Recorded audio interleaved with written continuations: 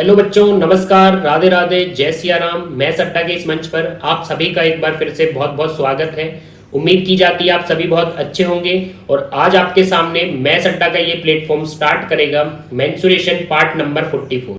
दोस्तों, इससे पहले मैंने आपको मेंसुरेशन के 43 पार्ट कराए हैं, जिनका लिंक आपको डिस्क्रिप्शन बॉक्स में दिया है। तो जिसका भी जो भी पार्ट रहता है तो वो बच्चा हमारे चैनल पर जाकर उन पार्टों को अच्छे से देख सकता है। और दोस्तों, लगभग इन पार्टों में मैंने आपको लगभग 300 क्वेश्चन कराए हैं। यदि बिल्कुल आप पहले पार्ट से देखते हो और पार्ट वाइज अच्छे से देखते हो और अच्छे से नोट बनाते हो तो मेंसुरेशन जो आपका एक बहुत ही अच्छे लेवल पर बनेगा और बहुत सारे क्वेश्चन को आप एग्जाम में कर सकते हो। बस सभी पार्टों को अच्छे से देख लेना, लिंक आपको डिस्क्रिप्शन बॉक्स में मिलेगा। और दोस्तों, जो साथी बिल्कुल नए हैं हमारे चैनल पर वो बिल्कुल स्टार्टिंग से देखना, क्योंकि मेंसुरेशन समझना है तो बिल्कुल पहले पार्ट से यूनिट और ट्रिपलेट्स जो समकोण त्रिभुज की जोड़े होती हैं सभी को अच्छे से समझते आना और पूरे पार्ट देखना। और जितने नोट आप बनाओगे उतना ही मेंसुरेशन आपका निखर के आएगा। और दोस्तों, आज स्टार्ट कर रहे हैं मेंसुरेशन पार्ट नंबर 44, और जिसमें हम आपको क्षेत्रमिति 2D के मिक्सअप क्वेश्चन कराने वाले हैं। यदि आपको मिक्सअप क्वेश्चन समझने हैं तो पहले वाले पार्ट 43 देखोगे, जिसमें मैंने आपको चतुर्भुज हुए, वृत्त हुए या आपके त्रिभुज हुए सभी को अलग अलग एक्सप्लेन किया है। तो सभी को अच्छे से देख के आओगे तब ये मिक्सअप क्वेश्चन समझ में आएंगे। और आज हम क्वेश्चन का लेवल थोड़ा अच्छा लेंगे, जिसमें थोड़े अच्छे क्वेश्चन रहेंगे। क्वेश्चन को एक बार पढ़ लीजिए दोस्तों। क्वेश्चन है, एक लड़का किसी वर्ग में मतलब बात वर्ग की हो रही है, किसी वर्ग में विकर्ण के अनुदिश सम्मुख शीर्ष पर जाता है तो किनारों की तुलना में कितने प्रतिशत कम दूरी तय करेगा। यहां पर थोड़ा करेक्शन कर लेना दोस्तों। अब यहां पर बात किसकी हुई है, स्टार्टिंग से देखिए। एक लड़का किसी वर्ग, अब दोस्तों सबसे पहली बात, लड़का किसी वर्ग में मतलब आपको एक वर्ग बोला गया है जिसको हम डिनोट कर लेते हैं ABC और D से। अब दोस्तों, उसने क्या बोला है, लड़का क्या करता है, विकर्ण के अनुदिश सम्मुख शीर्ष पर जाता है। मतलब मान लीजिए लड़का यहां पर खड़ा है और वो विकर्ण के अनुदिश सम्मुख शीर्ष पर जाता है, मतलब भाई ऐसा जाता है। तो विकर्ण के अनुदिश सम्मुख शीर्ष पर जाता है मतलब सम्मुख शीर्ष A से C पर जाता है। तो आपसे बोला गया है किनारों की तुलना में कितने प्रतिशत कम दूरी तय करेगा। कहने का मतलब है अभी वो विकर्ण से सम्मुख शीर्ष पर गए, यदि वो किनारों से सम्मुख शीर्ष पर जाता, मतलब किनारों से सम्मुख शीर्ष पर जाता तो किनारों की तुलना में उसने कितने प्रतिशत कम दूरी तय करी है, ये आपसे पूछा गया है। अब दोस्तों, यहां पर एक थंबनेल में आपको पार्ट दिखता होगा जिसमें मैंने वर्ग में फॉलो होने वाला एक रेशियो आपको कराया है, एक अनुपात आपको कराया है। तो इस पार्ट को अच्छे से देख लेना कि ये रेशियो बना कैसे है, मैंने प्रॉपर समझाया है। अब यहां पर उस रेशियो का हम यूज करेंगे। दोस्तों, वर्ग में फॉलो होने वाला रेशियो होता है आपका 1:1 करणी 2, मतलब 1:1 √2। ये हमारा वर्ग में फॉलो होने वाला रेशियो है, 1:1 करणी 2। अब दोस्तों, यदि हम बात करें, पहले उसने विकर्ण के अनुदिश सम्मुख शीर्ष पर जाता है तो पूछा है किनारों की तुलना में कितने प्रतिशत कम दूरी तय करी है। अब दोस्तों, यहां पर यदि हम प्रॉपर डाटा उठाएं तो बोला गया है विकर्ण के अनुदिश सम्मुख शीर्ष पर जाता है तो किनारों की तुलना में। अब दोस्तों, यहां पर बात करें, वो गया है विकर्ण के अनुदिश गया है, मतलब उसने कवर करा है कितना, करणी 2। क्योंकि विकर्ण आपका क्या होता है, 1:1 करणी 2, तो विकर्ण आपका करणी 2 है। और क्या बोला है, किनारों की तुलना में यदि किनारों की बात करी जाए, अब दोस्तों यदि वो किनारे से जाता तो उसे A से B तक ये कवर करना पड़ता और B से C तक ये कवर करना पड़ता, तो टोटल उसे 1 और 1 2 कवर करना पड़ता यदि वो किनारों से जाता। तो दोस्तों, सीधी सीधी बात करें, विकर्ण से जाएगा A से C तो उसे मात्र करणी 2 कवर करना है। यदि वो किनारे से जाएगा तो A से B तक एक तो ये कवर करना पड़ेगा और B से C तक एक ये कवर करना पड़ेगा। तो मतलब किनारों से 1 और 1 2 कवर करना पड़ेगा। अब दोस्तों, यहां पर बन गया करणी 2 और क्लियरली आपका कितना, 1 और 1 ये बन गया आपका 2, 1 और 1 ये बन गया आपका 2। अब दोस्तों, यहां पर आपको करणी 2 का मान पता होना चाहिए कि करणी 2 का मान क्या आता है। अब करणी 2 का मान जो होता है वो होता है, करणी 2 का मान 1.414। अब ये करणी 2 का मान आपको याद होना चाहिए। अब ऐसे ही कभी कभी करणी 3 का मान यूज होता है। जैसे करनी 3 का मान होता है 1.732। अब इनमें से दोनों आपको याद रखने पड़ते हैं, क्योंकि क्षेत्रफल हो या आपका आयतन हो, बहुत जगह आपको करनी 2 और करनी 3 का मान रखना पड़ता है। जैसे मैं बात करता हूं अब समबाहु त्रिभुज का क्षेत्रफल। समबाहु त्रिभुज का क्षेत्रफल क्या होता है भाई? करनी 3/4 ए स्क्वायर। अब ये समबाहु त्रिभुज का क्षेत्रफल है। अब आप इसमें देख सकते हो, इसमें आने वाला है करनी 3, तो करनी 3 का मान भी याद होना चाहिए 1.732, और यहां पर करनी 2 का मान यूज होगा 1.414। तो करनी 2 का मान 1.414, और यहां पर एक और एक 2 है। अब दोस्तों यदि आपको पॉइंट हटाना है, तो यदि आप पॉइंट हटाने के लिए दोनों तरफ 1000 से गुणा कर दोगे तो यहां पॉइंट हट जाएगा। पॉइंट हटेगा 1000 से गुणा करने पर, तो ये 1414 आएगा। 1000 से गुणा करने पर ये आपका 2000 हो जाएगा। अब दोस्तों यहां पर ध्यान दीजिए, क्या बोला है? विकर्ण के अनुदिश सम्मुख शीर्ष पर जाता है तो किनारों की तुलना में। अब यहां पर देखिए दोस्तों, जो तुलना वर्ड यूज हुआ है वो किनारों के साथ यूज हुआ है। तुलना वर्ड किसके साथ यूज हुआ है? किनारों के साथ यूज हुआ है। और जिसके साथ तुलना वर्ड का या से यूज होता है उसको हमेशा नीचे रखा जाता है, मतलब हर में रखा जाता है। जिसके साथ तुलना लगा हो, का लगा हो या से लगा हो, उसे हमेशा नीचे रखा जाता है। और क्या पूछा गया है? कितने प्रतिशत कम। अब दोस्तों कितने प्रतिशत कम, कम पूछे या अधिक पूछे, कम पूछे या अधिक पूछे, उसका मतलब होता है अंतर लीजिए। अब 2000 और 1414 का अंतर लीजिए, तो 2000 में से 1414 हटा दीजिए, आपका 586 बचेगा। अब दोस्तों कम अधिक होता है अंतर, तो हमने अंतर ले लिया। प्रतिशत, अब प्रतिशत निकालना है तो भिन्न को भाई 100 से गुणा किया जाता है, तो निकलेगा कितने प्रतिशत कम दूरी तय करी है। अब दोस्तों 2 जीरो से 2 जीरो कैंसिल हो जाएंगे भाई। अब यहां पर आप कैलकुलेशन करोगे तो भाई ये 2 से कटेगा, 2 से कट करने पर आपको आएगा 29, 3 आएगा, 2 से कट करने पर 10 आएगा। अब 10 से जैसे ही भाग दोगे 29.3% कम दूरी तय करी, 29.3, तो भाई 29.3 ऑप्शन में देखा जाए तो 29.5, ये लगभग में आपका ऑप्शन दिया है, हमारा 29.3 आया है, तो हम 29.5 टिक कर सकते हैं, क्योंकि अप्रॉक्स में आंसर है। और दोस्तों यदि आपको क्वेश्चन अच्छा लगा है, अच्छे तरीके से मैंने एक्सप्लेन किया है, तो वीडियो को लाइक कर दीजिए। और जिसको ये 1/√2 ये वाला रेशियो सीखना है, तो जो मैंने थंबनेल में पार्ट बताया था उसे जाकर आप देख सकते हो। अब बढ़ते हैं अगले सवाल पर, जो आपके सामने स्क्रीन पर है। दूसरा क्वेश्चन आपके सामने है दोस्तों, एक बार क्वेश्चन को अच्छे से रीड कर दीजिए। क्वेश्चन क्या है? एक समकोण त्रिभुज की 2 भुजाएं ए और बी समकोण बनाती हैं। विपरीत शीर्ष से विकर्ण पर डाला गया लंब यदि P है तो P का वर्ग बताइए। अब दोस्तों पहली बात, ये क्वेश्चन हमारा समकोण त्रिभुज में है, तो एक आकृति बनाइए। समकोण त्रिभुज हमें दिया गया है और उसमें आगे क्या बोला गया है? आपको बोला गया है कि समकोण त्रिभुज में A और B समकोण बनाती हैं। A और B आपकी समकोण बनाती हैं, मतलब A और B आपकी 90 डिग्री पर मिलती हैं, वो समकोण बनाती हैं। तो विपरीत शीर्ष से विकर्ण मतलब आपका कर्ण, विकर्ण मतलब आपका कर्ण पर डाला गया लंब P है। तो विपरीत शीर्ष से मतलब ये वाला जो विपरीत शीर्ष है, इससे कर्ण पर डाला गया लंब, तो आपको बोला है कर्ण पर डाला गया लंब क्या है? P है। और दोस्तों कर्ण को हम K से डिनोट कर रहे हैं, तो विपरीत शीर्ष से हमने कर्ण पर लंब डाल दिया, परपेंडिकुलर बना दिया, और वो लंब आपका P है, और बताना है P का वर्ग क्या है। P का वर्ग क्या है? अब दोस्तों सबसे पहली बात, यदि ऑप्शन देखे जाएं तो जो P का वर्ग है उसका आंसर जो आएगा वो A और B की फॉर्म में आएगा। अब दोस्तों हमेशा एग्जाम में या घर पे बैठ के आप सवाल करते हो, तो सबसे पहली बात आपको पता होनी चाहिए, अब ऑप्शन दिए हैं A और B की फॉर्म में, तो जो भी हमारे समकोण त्रिभुज में आधार हुआ, लंब या कर्ण हुआ, सब आपको A और B की फॉर्म में कन्वर्ट करना पड़ेगा, क्योंकि सब A और B की फॉर्म में लेकर चलेंगे तभी हमारा आंसर A और B की फॉर्म में आएगा, जैसे ऑप्शन आप देख सकते हो। तो सबसे पहली बात दोस्तों, यहाँ पर लंब आपका A फॉर्म में है, आधार आपका B फॉर्म में है, तो आपको कर्ण भी A और B की फॉर्म में लाना पड़ेगा। तो दोस्तों लंब, आधार और कर्ण आप पाइथो का यूज कराइए। कैसे? कर्ण का वर्ग बराबर आधार का वर्ग प्लस लंब का वर्ग, जिसमें आधार और लंब आपके ए बी है, तो आधार का वर्ग प्लस लंब का वर्ग, ये पाइथो आपको याद होगी। कर्ण का वर्ग बराबर आधार का वर्ग प्लस लंब का वर्ग। अब दोस्तों यहां से आप कर्ण को निकाल सकते हो कि ये जो वर्ग है, ये जो कर्ण पर वर्ग लगा है उस तरफ जाएगा तो ये वर्गमूल बन जाएगा, और आपका हो जाएगा करणी में a square plus b square. दोस्तों कर्ण का जो है, यदि इक्वल का साइन क्रॉस कराओगे तो वर्ग आपका वर्गमूल मतलब करणी में कन्वर्ट हो जाएगा। तो k का मान आ चुका है करणी में a square plus b square.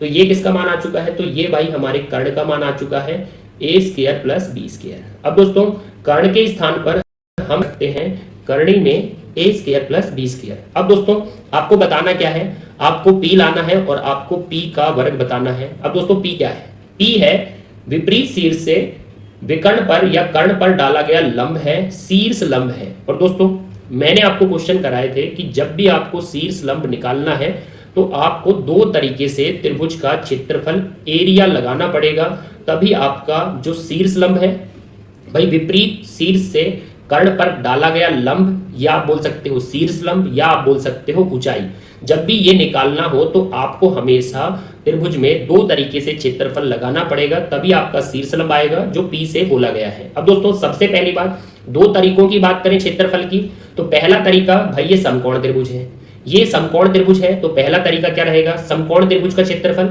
1/2 आधार गुणित ऊंचाई, जिसमें आप बोल सकते हो 1/2 आधार, देखिए आधार क्या है, आधार आपका बी है और क्लियरली ऊंचाई आपकी ए है। अब दोस्तों ये तो हो गया समकोण त्रिभुज का क्षेत्रफल 1/2 आधार गुणित ऊंचाई। यदि मैं इस त्रिभुज को रोटेट करता हूं, मतलब इस त्रिभुज को थोड़ा मैं पलटता हूं, तो पलटने के बाद ये कुछ इस प्रकार से बनेगा। तो थोड़ा एक बार इसको समझिए, जैसे ही मैं इसे पलटता हूं तो आपका आधार यहां पर आ जाएगा, आपका लंब यहां पर चला जाएगा, समकोण दोनों बनाती थी ए और बी, और दोस्तों ये आपका कर्ण जाएगा जो आपने ला चुके हो कर्णी में ए स्क्वायर प्लस बी स्क्वायर, और दोस्तों ये रहेगा वो विपरीत शीर्ष से कर्ण पर डाला गया लंब आपका पी। अब दोस्तों एक क्षेत्रफल फॉर्मूला आपने लगा दिया समकोण से, 1/2 आधार गुणित ऊंचाई।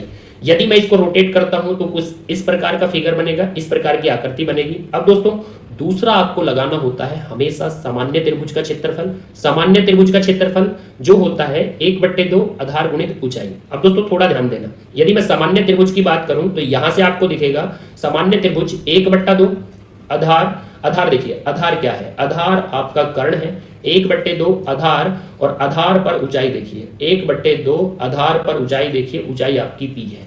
तो भाई दो तरीके से त्रिभुज का क्षेत्रफल लग चुका है। एक तरीका होता है आपके पास समकोण त्रिभुज 1/2 आधार गुणित ऊंचाई, दूसरा होता है सामान्य त्रिभुज 1/2 आधार गुणित ऊंचाई। अब इसमें दोस्तों देखिए ध्यान से, 1/2 से 1/2 कैंसिल हो जाएगा। अब यहां पर आप p का मान ला सकते हो और फिर p का वर्ग करके p का वर्ग बता सकते हो। अब दोस्तों p का मान क्या आएगा, यहां पर आएगा p का मान ab अपॉन k, और ये p का मान आ चुका है, लेकिन हमें p का मान नहीं बताना, हमें p का वर्ग बताना है। अब दोस्तों कर्ण नीचे रखा है, कर्ण नीचे रखा है, लेकिन हमें कर्ण की फॉर्म में आंसर नहीं बताना, हमें ए और बी की फॉर्म में आंसर बताना है। तो कर्ण का मान क्या रख सकते हो, कर्ण का मान रख सकते हो कर्णी में ए स्क्वायर प्लस बी स्क्वायर। तो कर्ण का मान रखते हैं कर्णी में ए स्क्वायर प्लस बी स्क्वायर, तभी हमारा ए और बी की फॉर्म में आंसर आएगा। लेकिन p का मान पूछता तो भाई ये हमारा आंसर हो जाता, लेकिन उसने पूछा है p का वर्ग क्या होगा। अब p का वर्ग बताना है तो हमें वर्ग करना पड़ेगा। और दोस्तों यदि राइट हैंड को वर्ग करोगे तो लेफ्ट हैंड को भी वर्ग किया जाएगा, क्योंकि इक्वल में राइट हैंड को स्क्वायर तो लेफ्ट हैंड को भी स्क्वायर किया जाता है। अब दोस्तों जैसे ही आप वर्ग करोगे और वर्ग करने पर आपको मिलेगा a का वर्ग b का वर्ग, और दोस्तों यदि आप वर्ग करोगे तो भाई वर्ग से ये करनी कैंसिल हो जाएगी, तो आपका ए स्क्वायर प्लस बी स्क्वायर बाहर आ जाएगा, और ये आ चुका है p का वर्ग जो हमसे पूछा गया था। तो भाई a का वर्ग b का वर्ग, वर्ग से करनी कैंसिल, ए स्क्वायर प्लस बी स्क्वायर बाहर आएगा। तो ये आंसर देखिए p का वर्ग कौन से ऑप्शन में है, a का वर्ग b का वर्ग अपॉन ए स्क्वायर प्लस बी स्क्वायर, चौथे ऑप्शन में हमारा आंसर है दोस्तों। तो इसे टिक कर दीजिए, और क्वेश्चन का यदि लेवल अच्छा लगा है और बहुत ही अच्छे से मैंने एक्सप्लेन किया है तो वीडियो को लाइक कर दीजिए और अगले सवाल पर बढ़िए जो आपके सामने है। दोस्तों क्वेश्चन एक बार पढ़ा करो अच्छे से। क्वेश्चन क्या दिया है, समचतुर्भुज का परिमाप दिया है आपको 2p इकाई, समचतुर्भुज का परिमाप दिया है आपको 2p इकाई, और यहाँ पर आगे दिया है तथा विकर्ण का योग, उसके विकर्ण का योग आपको m इकाई दिया है, तब आपसे समचतुर्भुज का क्षेत्रफल पूछा है। अब दोस्तों थोड़ा ध्यान देना, यहां पर यदि आप ध्यान दो तो आपको परिमाप दिया है और विकर्ण डायगोनल का टोटल योग दिया है, और आपसे समचतुर्भुज का क्षेत्रफल पूछा गया है। अब दोस्तों यहां यदि देखा जाए तो यहां पर समचतुर्भुज का क्षेत्रफल क्या होता है, मैंने आपको बहुत ही अच्छे से अच्छे छोटे छोटे लेवल के सवाल और उस पर कुछ अच्छे लेवल के सवाल भी कराए थे कि समचतुर्भुज का क्षेत्रफल क्या होता है। क्षेत्रफल होता है विकर्णों का गुणा, d1 इंटू d2/2। तो ये होता है समचतुर्भुज का क्षेत्रफल विकर्णों का गुणा बटे 2। अब यहां पर थोड़ा ध्यान दिया जाए दोस्तों कि आपको समचतुर्भुज के क्षेत्रफल में क्या चाहिए, विकर्णों का गुणा, मतलब आपको चाहिए d1 इंटू d2। और यदि आपको d1 इंटू d2 मिल जाए तो आप उसे 2 से भाग देकर आप बता सकते हो समचतुर्भुज का क्षेत्रफल। लेकिन इस बार ऑप्शन हमारे ए बी नहीं, इस बार हमारे ऑप्शन एम और पी फॉर्म में है। तो दोस्तों यदि हमारे ऑप्शन ए और बी फॉर्म में थे तो हमें सारे डाटा ए और बी फॉर्म में कन्वर्ट करने पड़े थे।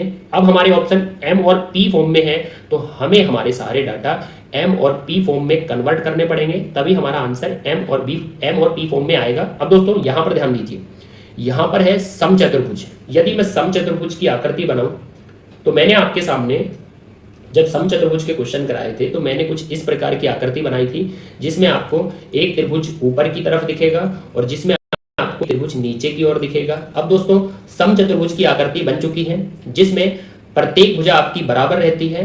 और दोस्तों समचतुर्भुज की प्रत्येक भुजा बराबर रहती है जिसे a से डिनोट किया जाता है। अब दोस्तों परिमाप हमें 2p दिया है। अब परिमाप हमें 2p दिया, परिमाप होता है समचतुर्भुज का 4a, मतलब भुजा आपकी a से डिनोटेड होती है, तो इसलिए परिमाप हो जाएगा आपका 4 बार a को जोड़ोगे तो परिमाप आपका 4a आएगा। अब दोस्तों यहां पर जो परिमाप है वो आपको दिया है 2p। अब यहां से यदि मैं बात करूं तो आपको भुजा a से डिनोट नहीं करनी है, क्योंकि यदि आप भुजा a लेकर चलोगे तो m और p फॉर्म में हमारा आंसर नहीं आएगा। अब दोस्तों यहां से मैं बात करूं, हमें आंसर m और p फॉर्म में चाहिए तो आपको भुजा को क्या लेना पड़ेगा, आपको भुजा को लेना पड़ेगा। जैसे ही आप 4 से भाग दोगे 2p को, यदि 4 से कट करोगे तो p/2 आएगा। अब दोस्तों ये आपका परिमाप से भुजा का मान क्या आया है, p/2, p/2 आया है। तो दोस्तों आपको भुजा रखनी है p/2, क्योंकि हमें आंसर m और p फॉर्म में बताना है। तो a का मान क्या आ चुका है भाई, a का मान आ चुका है आपका क्लियरली p/2। तो भुजा को रख सकते हो आप p/2। ये आ चुकी है समचतुर्भुज की भुजा, क्योंकि a का मान आया है p/2। यदि आगे बात करें तो यहां पर दिया है उसने विकर्ण का योग। अब दोस्तों विकर्ण का योग दिया है, विकर्ण होता है यहां से लेकर यहां तक, ये आपका d1 होता है। दोस्तों इस शीर्ष से लेकर सम्मुख शीर्ष तक ये आपका d2 होता है। और विकर्ण का योग आपको m दिया है, विकर्ण का योग आपको m दिया है। अब दोस्तों थोड़ा ध्यान देना भाई, विकर्ण का योग क्या हो गया, d1 और d2 ये हमारे विकर्ण का योग है, मतलब d1 आपका सम्मुख शीर्ष तक, d2 आपका सम्मुख शीर्ष तक, तो इनका योग क्या हो गया आपका m हो गया। यदि यहां पर बात करें, ऑप्शन देखिए, ऑप्शन दिख रहे हैं m और p की फॉर्म में। और ध्यान दीजिए आपको दिख रहा है कि p पर भी वर्ग लगा है, m पर भी वर्ग लगा है, p पर भी वर्ग लगा है, m पर भी वर्ग लगा है। तो दोस्तों देख सकते हो m पर वर्ग लगाया गया है। यदि m पर वर्ग लगा है तो मैं बोल सकता हूं आपको m का वर्ग करना पड़ेगा। यदि आप m का वर्ग करो, यदि आप m का वर्ग करो तो भाई राइट हैंड को वर्ग किया तो लेफ्ट हैंड को भी वर्ग किया जाए। यदि दोस्तों वर्ग करोगे तो यहां पर आपकी एल्जेब्रिक आईडी यूज होगी a प्लस बी का होल स्क्वायर। तो a प्लस बी का होल स्क्वायर, a का वर्ग भाई, a का वर्ग प्लस b का वर्ग, a का वर्ग प्लस b का वर्ग प्लस 2ab प्लस 2a और b, और बराबर में हो जाएगा m का वर्ग। अब दोस्तों थोड़ा ध्यान देना, जो क्षेत्रफल हमें बताना है भाई, समचतुर्भुज का जो क्षेत्रफल हमें बताना है, क्या क्षेत्रफल है, वो क्षेत्रफल है d1 इंटू d2/2। तो d1 इंटू d2 यहां मिल चुका है आपको d1 इंटू d2। अब दोस्तों d1 इंटू d2 आएगा तो हम उसको 2 से भागित करेंगे तो हमारा क्षेत्रफल बन जाएगा। लेकिन आपको रिप्लेस करना पड़ेगा d1 का वर्ग प्लस d2 का वर्ग, d1 का वर्ग प्लस d2 का वर्ग, बस इतना आपको रिप्लेस करना है। अब दोस्तों d1 का वर्ग और d2 का वर्ग यदि आप समझोगे तो d1 का वर्ग और d2 का वर्ग, एक बार इसे हटा देते हैं और फिर लाते हैं d1 का वर्ग प्लस d2 का वर्ग। अब यहां से यदि बात करी जाए तो भुजा आ चुकी थी आपकी p/2।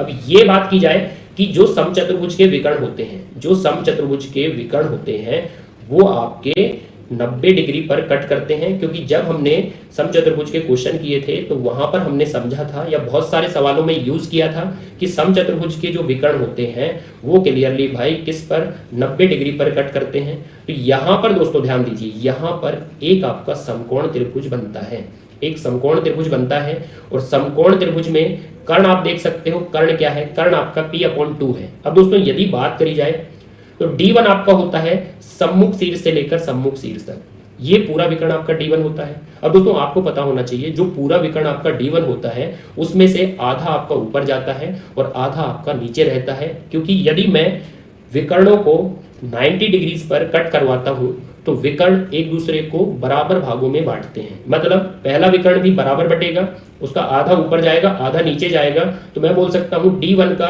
आधा ऊपर जाएगा और D1 का आधा नीचे रह जाएगा। तो दोस्तों आपका लंब आ चुका है। और दोस्तों ऐसे ही जो विकर्ण आपका दूसरा है, जो विकर्ण आपका दूसरा है वो भी दो बराबर भागों में बटता है। मतलब ये जो आपका D2 है, ये जो आपका D2 है, इसका आधा आपका राइट हैंड को जाएगा, आधा आपका लेफ्ट हैंड को जाएगा। तो मैं बोल सकता हूं आधा हमारा राइट हैंड को जाएगा और आधा हमारा लेफ्ट हैंड को जाएगा। तो D2/2, तो ये भी दो भागों में बटता है, आधा आपका लेफ्ट को आधा आपका राइट को। तो यहां से दोस्तों समकोण त्रिभुज की भुजा आ चुकी है, जिसमें आप बोल सकते हो बहुत अच्छे से कि कर्ण आपका है P/2, लंब आपका है D1/2 और आधार आपका है D2/2। तो यहां से आप पाइथो को यूज कराओगे, जिसमें आता है कर्ण का वर्ग बराबर आधार का वर्ग प्लस लंब का वर्ग। और जब आप कर्ण का वर्ग, आधार का वर्ग और लंब का वर्ग करोगे तब आपको मिल जाएगा D1 का वर्ग प्लस D2 का वर्ग, और फिर हम इसे रिप्लेस करके बताएंगे समचतुर्भुज का क्षेत्रफल। तो यहां से दोस्तों यूज करिए कर्ण का वर्ग मतलब P/2 का वर्ग, कर्ण का वर्ग P/2 का वर्ग। अब दोस्तों आधार और लंब देख सकते हो। आधार आपका D2/2 वर्ग करना है, D2/2 का वर्ग करना है आधार का वर्ग, और ऐसे ही D1/2 इसका भी आपको वर्ग करना है, क्योंकि आधार का लंब प्लस लंब का वर्ग ये आपका होता है पाइथो में। अब दोस्तों अच्छे से सुनिए, जैसे ही आप वर्ग करोगे भाई, जैसे ही आप वर्ग करोगे तो आपको क्या मिलेगा, आपको मिलेगा P²/4। यहां से वर्ग करने पर D2 का वर्ग/4, देन यहां से वर्ग करने पर D1 का वर्ग/4। तो दोस्तों हमारी पाइथो यूज हो चुकी है, जिसमें आपने कर्ण का वर्ग बराबर आधार का वर्ग प्लस लंब का वर्ग लगाया। अब दोस्तों यहां से जैसे ही आप एलसीएम लेते हो, तो जैसे ही भाई एलसीएम लेते हो तो यहाँ 4 एलसीएम आएगा और 4 से 4 आपका कैंसिल हो जाएगा। अब आप बोल सकते हो कि आपको P के वर्ग का मान क्या मिला, तो P के वर्ग का मान मिला D1 का वर्ग प्लस D2 का वर्ग। अब दोस्तों D1 का वर्ग प्लस D2 का वर्ग, तो ये आ चुका है आपका D1 का वर्ग प्लस D2 का वर्ग। अब दोस्तों बस कुछ नहीं करना, आपको रिप्लेस करना है। तो जैसे ही आप रिप्लेस करोगे D1 का वर्ग प्लस D2 का वर्ग, ये आ चुका है भाई P का वर्ग। अब दोस्तों यहां से आप निकाल सकते हो D1 इंटू D2 और बराबर में है m²। अब दोस्तों ये P का वर्ग यदि आप राइट हैंड को ट्रांसपोज करोगे तो ये आपका नेगेटिव हो जाएगा, मतलब m² माइनस P²। अब यहां पर आप क्या कर सकते हो, D1 D2 निकाल सकते हो। ये दो आपका गुणा से भाग में जाएगा, गुणा से किस में जाएगा, ये भाग में जाएगा। तो आप बोल सकते हो m² माइनस P²/2। लेकिन दोस्तों ये तो आया है विकर्णों का गुणा, ये तो आया है विकर्णों का गुणा। आपको बताना है समचतुर्भुज का क्षेत्रफल।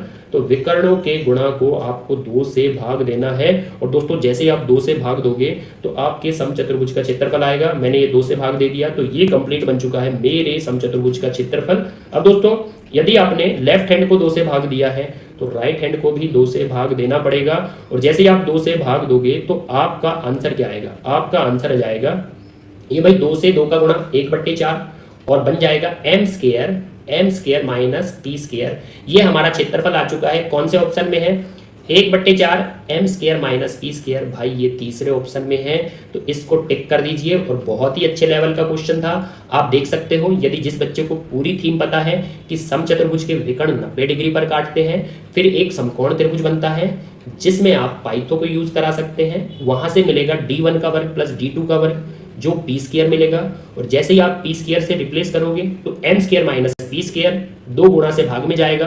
अब दोस्तों D1 D2 आपको 2 से भाग देना है, लेफ्ट हैंड को 2 से भाग तो राइट हैंड को भी 2 से भाग, और मिल गया समचतुर्भुज का क्षेत्रफल। तीसरा ऑप्शन टिक करिए दोस्तों, और बढ़ते हैं बिना टाइम वेस्ट करे अगले सवाल पर, जो आपके सामने स्क्रीन पर है। क्वेश्चन को एक बार पढ़िए दोस्तों, क्योंकि क्वेश्चन पढ़ने से आपको क्या डाटा दिए गए हैं और क्या हमें बताना है, तो पहले इस चीज को समझा करो। उसने बोला है दी गई आकृति में, मतलब हमें ये आकृति दी गई है, इसमें ABCD आपको समलंब बोला गया है। मतलब ये जो कंप्लीट ABCD बना है ये हमें समलंब दिया है। आगे बढ़िए, त्रिभुज ADE मतलब त्रिभुज AD और E ये हमें त्रिभुज दिया गया है, और इनके क्षेत्रफलों में हमें अनुपात बताना है। विद एक कंडीशन दी है, यदि BC की लंबाई AD की लंबाई की 3/4 है। अब दोस्तों यहां हमें ABCD जो समलंब है और जो आपका त्रिभुज है ADE, तो हमें क्या बताना है, हमें बताना है क्लियरली दोस्तों ABCD समलंब और त्रिभुज ADE के क्षेत्रफल में रेशियो बताना है। अब दोस्तों सबसे पहली बात, जो आपको साथ में एक डाटा दिया है, यदि BC AD की लंबाई का 3/4 है तो इसे हम रख सकते हैं कि BC क्या है, BC है AD की लंबाई की 3/4, AD की लंबाई की 3/4 मतलब 3/4। अब दोस्तों सबसे पहली बात आपको पता होना चाहिए कि रेशियो कैसे उठाए जाते हैं। जिसके साथ ये का और की लगता है, जिसके साथ ये का और की लगता है, उसका रेशियो हमेशा नीचे वाला होता है, उसका रेशियो हमेशा नीचे वाला होता है। मतलब AD आपका 4 रहेगा, AD आपका 4 रहेगा दोस्तों, ये तो कंप्लीट AD 4 है। का और की वाले का रेशियो नीचे वाला होता है, और जो आपका दूसरा बचता है उसका रेशियो हमेशा ऊपर वाला होता है। उसका रेशियो कौन सा होता है, ऊपर वाला। तो BC आपका 3 बनेगा, BC आपका भाई 3 बनेगा। तो BC आपका कंप्लीटली पॉइंट से लेकर पॉइंट तक 3 रहेगा, क्योंकि AD के साथ की लगा है, तो जिसके साथ का की से लगता है या मे बी तुलना लगता है उसका रेशियो नीचे वाला होता है, और जो दूसरा आपका BC है उसका रेशियो ऊपर वाला होगा। तो यहां से सॉल्व हो गया, AD आपका 4 है, BC आपका 3 है। अब दोस्तों देखिए यहां पर पहले बोला है समलंब, ABCD आपका समलंब है। अब समलंब का क्षेत्रफल यदि फॉर्मूला याद हो, क्योंकि मिक्सअप क्वेश्चन करने का फायदा यही होता है कि आपको यहां पर रिवीजन करना होता है कि समलंब का क्षेत्रफल, समलंब का क्षेत्रफल भाई 1/2 समांतर भुजाओं का योग, जिसे हमने A और B से डिनोट किया था। समांतर भुजाओं का योग मतलब ये आपकी A रहती है और ये आपकी B रहती है, तो समांतर भुजाओं का योग गुणित उनके बीच की दूरी मतलब ऊंचाई, क्योंकि बीच की दूरी लांबिक होगी जो ऊंचाई बोली जाती है। अब दूसरी तरफ देखिए दोस्तों, यहां आपको त्रिभुज बोला गया है, और त्रिभुज का क्षेत्रफल भी क्या होता है, 1/2 आधार गुणित ऊंचाई। आधार गुणित ऊंचाई मतलब आधार गुणित ऊंचाई, base into height, base into height. तो यहां से हम बता सकते हैं समलंब और त्रिभुज के क्षेत्रफल में अनुपात। अब दोस्तों थोड़ा ध्यान देना, यहां पर आपको चाहिए यहां पर समलंब की ऊंचाई और आपको त्रिभुज की भी क्या चाहिए, ऊंचाई। और ध्यान से देखा जाए कि जो समलंब है और जो आपका त्रिभुज है, यदि मैं यहां से त्रिभुज की ऊंचाई बनाता हूं, यहां से मैं त्रिभुज की ऊंचाई बनाता हूं जो आधार पर लांबिक होती है, जो आधार पर क्या होती है भाई, लांबिक होती है। तो ये जो त्रिभुज की ऊंचाई है, ये जो त्रिभुज की ऊंचाई है वो क्लियरली आपके समलंब की भी ऊंचाई बनेगी, क्योंकि यहां से यहां तक आपके समलंब की ऊंचाई भी रहेगी और त्रिभुज के पॉइंटिंग शीर्ष से लेकर आधार तक वो त्रिभुज की भी ऊंचाई होगी। तो मतलब ये जो आपकी ऊंचाई होगी ये त्रिभुज की भी ऊंचाई होगी और ये आपके समलंब ट्रेपीजियम की भी ऊंचाई होगी। तो दोस्तों बोल सकते हैं दोनों की ऊंचाई क्या है, बराबर है। वही आपके समलंब की ऊंचाई है, वही आपके त्रिभुज की ऊंचाई है, तो दोनों की ऊंचाई बराबर है। इसलिए दोस्तों 1/2 से 1/2 कैंसिल हो जाएगा और ऊंचाई बराबर है, ऊंचाई से ऊंचाई कैंसिल हो जाएगी। यहां पर आया है A plus B, A plus B मतलब समांतर भुजाओं का योग, जिसमें आप बोल सकते हो समांतर भुजा आपकी 3 है और समांतर भुजा आपकी 4 है। तो समांतर भुजाओं का योग 3 और 4, और दोस्तों यहां पर बचा है त्रिभुज का आधार। अब दोस्तों ये ऊंचाई जिस पर लांबिक होती है, ऊंचाई जिस पर लांबिक होती है वो होता है त्रिभुज का आधार। तो दोस्तों त्रिभुज का आधार देख सकते हो 3 नहीं, त्रिभुज का आधार क्या होगा, नीचे आधार बना है जो 4 है। अब दोस्तों यहां से बता सकते हो समलंब का क्षेत्रफल 7 में और त्रिभुज का क्षेत्रफल 4 में। और दोस्तों रेशियो आ चुका है, तीसरा ऑप्शन टिक कर दीजिए। और क्वेश्चन यदि अच्छा लगा है कि ऊंचाई हमको नहीं दी गई थी, लेकिन जैसे उसने आकृति दी थी भाई, जैसे आकृति दी थी उसमें पता चल गया कि त्रिभुज की ऊंचाई और समलंब की ऊंचाई क्या है, बराबर है, जिसमें ऊंचाई से ऊंचाई कैंसिल हो गई। तो 3 और 4 समांतर भुजाओं का योग और त्रिभुज का आधार 4 है, तो 7:4 ये हमारा आंसर हो गया, समलंब का क्षेत्रफल और त्रिभुज का क्षेत्रफल। अब दोस्तों बढ़ते हैं आज के आखिरी सवाल पर, और बहुत ही प्यारा सवाल है। क्वेश्चन देखिए, क्वेश्चन आपके सामने है दोस्तों, एक बार क्वेश्चन रीड करिए। क्वेश्चन है किसी मैदान की भुजाएं 32 मीटर तथा 24 मीटर है और वे पूर्णतः समकोणीय हैं। अन्य दो भुजाएं प्रत्येक कितनी 25 मीटर दी है। 3 कोण 90 डिग्री के नहीं है। मैदान का कंप्लीटली हमें क्षेत्रफल वर्ग मीटर में बताना है। अब दोस्तों पहले क्या बोला है, किसी मैदान की भुजाएं 32 मीटर और 24 मीटर हैं जो समकोणीय है। समकोणीय मतलब 90 डिग्री पर मिलती है। तो कौन कौन सी है वो, 32 मीटर और आपकी 24 मीटर जो भुजाएं हैं वो समकोणीय है, मतलब 90 डिग्री पर मिलती है। आगे बढ़िए दोस्तों, ये तो समकोणीय 90 डिग्री पर हो गया। अन्य दो भुजाएं दी हैं, प्रत्येक भाई 25 मीटर है। अब दोस्तों आपको अन्य दो भुजाएं 25 मीटर की बनानी है, लेकिन 25 मीटर कुछ इस तरीके से बनाइए कि आप देख सकते हो नीचे जो दिख रही है भुजा वो 32 मीटर की है। अब 25 मीटर इससे छोटी बनेगी, मतलब 32 से छोटी बनेगी आपकी 25 मीटर। तो कुछ इस तरीके से 25 मीटर बनाइए। और अन्य दो भुजाएं प्रत्येक 25 मीटर की है, मतलब ये वाली 25 की है तो ये वाली भी 25 की है। अन्य दो भुजाएं प्रत्येक 25 मीटर है। और दोस्तों तीन कोण 90 डिग्री नहीं है। अब ये क्वेश्चन हमेशा ही ऐसे आता है कि एक कोण आपको 90 डिग्री का दिया जाता है और बाकी तीन कोण बचते हैं, वो बोले जाते हैं कि वो 90 डिग्री नहीं है। अब दोस्तों एक कोण आपको 90 डिग्री दिया जाएगा तो ये आपकी कंडीशन रहेगी, या आप बोल सकते हो कि हम क्वेश्चन को कैसे पहचानेंगे। हम क्वेश्चन को पहचानेंगे, एक कोण 90 डिग्री रहेगा दोस्तों और बाकी तीन कोण 90 डिग्री नहीं रहते। अब यहां से आपको क्या करना है, जैसे ही वो समकोणीय इस क्वेश्चन में बोलता है, जैसे ही आपको समकोणीय बोलता है तो आपको एक समकोण त्रिभुज बनाना है। और आप समकोण त्रिभुज ऐसे बना सकते हो, ये समकोण त्रिभुज बन गया, मतलब 90 डिग्री वाला समकोण त्रिभुज हमने बना लिया है। यदि अब हम बात करें दोस्तों, ये समकोण त्रिभुज बना है जिसमें आपका आधार 32 है और जिसमें आपका लंब क्लियरली 24 है। तो यहां से आपको क्या करना होता है, यहां से आपको कर्ण लाना होता है। अब मैं बात करूं दोस्तों, यहां से आपका समकोण त्रिभुज में आधार तो 32 है भाई, लंब आपका 24 है, तो आपको दोनों में रेशियो बनाना है, दोनों में रेशियो बनाना है। तो भाई 24 और 32, 24 और 32 3 और 4 का रेशियो बनेगा, क्योंकि जैसे ही आप 8 से कट करोगे तो ये 3 और 4 का रेशियो बनेगा। अब दोस्तों 3 और 4 का रेशियो बन चुका है किसमें, 24 में और 32 में। अब आपको यदि जोड़ याद हो कि 3 4 और क्लियरली 5, ये हमारी समकोण त्रिभुज की जोड़ होती है। क्योंकि यहां पर समकोणीय बोलेगा तो समकोण त्रिभुज की जोड़ जरूर यूज होगी। तो 3 और 4, तो कर्ण हमारा 5 अनुपात में आएगा, कर्ण हमारा 5 अनुपात में आएगा। अब दोस्तों मैंने हमेशा बोला है रेशियो आप अंदर रखा करो, तो 24-32 का रेशियो 3-4 और 3-4 से कर्ण क्या आएगा, 5 आएगा। अब दोस्तों आप बोल सकते हो 3 से 24 हो या 4 से 32 हो, 3 से 24 हो या 4 से 32 हो, तो ये भाई 8 गुना हुआ है। 3 से 24 भी 8 गुना है और 4 से 32 भी 8 गुना है, तो ये 8-8 गुना हुए हैं। तो जो हमारा कर्ण रहेगा, जो हमारा कर्ण रहेगा वो भी 8 गुना हो जाएगा। तो 5 का 8 गुना भाई हमारा कर्ण 40 आएगा, क्योंकि 5 का 8 गुना 40 हो जाएगा। अब दोस्तों इस तरीके से आपको समकोण त्रिभुज की भुजा लानी है। तो इस समकोण त्रिभुज की भुजा आ चुकी है जिसमें आधार आपका 32 है, लंब आपका 24 है और कर्ण आपको जोड़ का यूज करके लाना है, तो कर्ण आपका 40 आ चुका है। अब दोस्तों आपको इस मैदान का क्या बताना है, मैदान का क्षेत्रफल। अब इस कंप्लीट मैदान का क्षेत्रफल मतलब इस चतुर्भुज का क्षेत्रफल बताना है, जो क्लियरली दो त्रिभुज में बटा है, जो क्लियरली दो त्रिभुज में बटा है।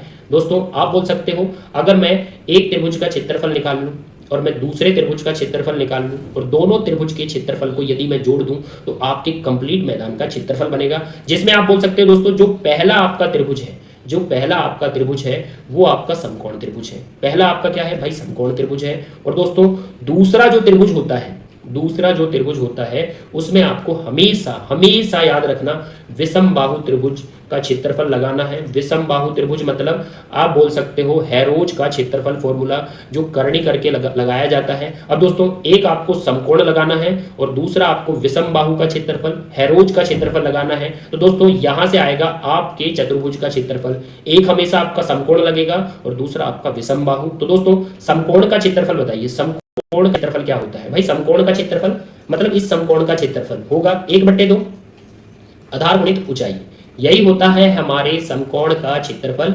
और दोस्तों दूसरी तरफ हमें किसका लगाना है, दूसरी तरफ हमें लगाना है विषम बाहु त्रिभुज का क्षेत्रफल। हमेशा याद रखना विषम बाहु त्रिभुज का क्षेत्रफल दूसरे त्रिभुज में लगाना है, जिसमें आप बोल सकते हो कि हमें भुजा क्या दी गई है, हमें भुजा दी गई है 25-25 और आपका कर्ण आ चुका था 40, इसलिए तीसरी भुजा आपकी 40 है। तो 25-25 और क्लियरली 40, ये आपकी तीनों भुजाएं हैं 25-25 और 40। तो दोस्तों आपको पता होगा कि सबसे पहले विषम बाहु त्रिभुज में परिमाप लाया जाता है। अब 25-25 भाई 50 और 40 90, तो मतलब आपका परिमाप 90 है। और परिमाप लाने के बाद आपको अर्ध परिमाप मतलब सेमी पैरामीटर लाना होता है। तो परिमाप 90 है तो अर्ध परिमाप आपका सेमी पैरामीटर 45 आएगा। और दोस्तों एक बार अर्ध परिमाप को रखा जाता है जो 45 आया है, और फिर क्या किया जाता है कि जो भी आपका अर्ध परिमाप होता है, भाई अर्ध परिमाप 45 है, तो जो भी आपका अर्ध परिमाप होता है उसमें से तीनों भुजाओं को एक एक बार घटा के रखा जाता है। मतलब अर्ध परिमाप आपका 45 है तो तीनों भुजाओं को घटाना है। मतलब पहले आप बोल सकते हो कि 25 को घटाएंगे, 25 को घटाएंगे 45 में से, तो ये हमारा 20 आएगा। फिर दोस्तों फिर आपके अर्ध परिमाप 45 में से फिर 25 को घटा दीजिए और जैसे ही 25 को घटाओगे 45 में से फिर 20 आएगा। अब दोस्तों तीसरी भुजा बची है आपकी 40 और जैसे ही आप 40 को 45 में से घटाओगे तो आपका 5 आएगा। अब दोस्तों यहां से आता है आपका विषम बाहु त्रिभुज का क्षेत्रफल। अब दोस्तों यहां से कैलकुलेशन करिए, जैसे भाई 2 से काटोगे तो ये 12 आएगा, 12 से गुणा करोगे तो ये आपका क्लियरली 24, 36 और 2 ये हमारा 38। तो हमारे समकोण त्रिभुज का क्षेत्रफल 384 आ चुका है दोस्तों। और यहां आगे बढ़िए, यदि आप 2 20 दिए हैं, करनी से बाहर निकालना है तो 2 20 में से 1 20 बाहर आएगा दोस्तों, 2 20 में से 1 20 बाहर आएगा। और दोस्तों यहां आप कर सकते हो कि 45 इंटू 5 मतलब 45 का यदि 5 में मल्टीपल करोगे तो आपका 225 आएगा। 45 पंजे 225 और 45 पंजे 225 और 225 की करनी 225 की करनी भाई 15 आएगी। तो आपका क्षेत्रफल आ चुका है 20 इंटू 15, 20 इंटू 15 तो विषम बाहु का क्षेत्रफल आ चुका है 300। और दोस्तों यदि दोनों त्रिभुज को जोड़ोगे तभी आपको चतुर्भुज का क्षेत्रफल मिलेगा। तो चतुर्भुज का क्षेत्रफल आएगा भाई 384 और 300 तो ये हमारा 684 ये चतुर्भुज का क्षेत्रफल है। और जो तीसरे ऑप्शन में बैठा है दोस्तों, और यदि ये कॉन्सेप्ट अच्छा लगा है, कौन सा कॉन्सेप्ट, जब भी ऐसे मैदान का क्षेत्रफल पूछा जाता है जिसमें एक कोण समकोण आता है तो आपको लगाना है एक तो समकोण का क्षेत्रफल और दूसरा विषम बाहु का, हमेशा याद रखना दूसरा विषम बाहु का लगाना है। तो दोस्तों यदि ये तरीका अच्छा लगा है तो वीडियो को जरूर लाइक करना और कमेंट बॉक्स में बताना कि यह तरीका कितना अच्छा लगा है। और तरीका यदि समझ में आया है तो एक सवाल आप लोगों के लिए आपके सामने स्क्रीन पर है।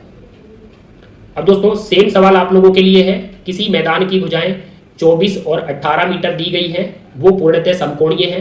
तो ये आपकी पहचान है कि एक कोण आपको 90 डिग्री का बोला जाएगा। अन्य दो भुजाएं हैं 26 मीटर और 28 मीटर। अब दोस्तों मैं थोड़ी आकृति आपके सामने बना देता हूं। यहां पर आपको दो भुजाएं दी हैं जिसमें से एक क्लियरली 24 है और एक क्लियरली 18 है, जो आपकी समकोणीय बनाती है, मतलब 90 डिग्री बनाती है भाई। अन्य दो भुजाएं 26 मीटर और 28 मीटर है, मतलब अन्य दो भुजाएं 26 मीटर। अब दोस्तों आपको यदि 26 मीटर बनाना है या 28 मीटर बनाना है, जो 24 मीटर से ज़्यादा बनेगी, तो 26 मीटर और क्लियरली 28 मीटर है, तो आपको इस मैदान का क्षेत्रफल बताना है। और बोला गया है 3 कोण 90 डिग्री नहीं है, मतलब ये 3 कोण 90 डिग्री नहीं है। तो दोस्तों आपको क्या करना है, आपको ये वाला समकोण त्रिभुज बनाना है क्योंकि इसमें कोण समकोणीय दिया है। तो एक तो लगाना है भाई आपको समकोण त्रिभुज का क्षेत्रफल और दूसरा मैंने बता दिया हमेशा वर्क करेगा विषम बाहु त्रिभुज का क्षेत्रफल। और दोस्तों दोनों त्रिभुजों को जोड़ दोगे तो कंप्लीट आएगा मैदान का क्षेत्रफल जो आपसे पूछा गया है। और कमेंट बॉक्स में अपना आंसर जरूर बताना, आपके कमेंट का वेट रहेगा।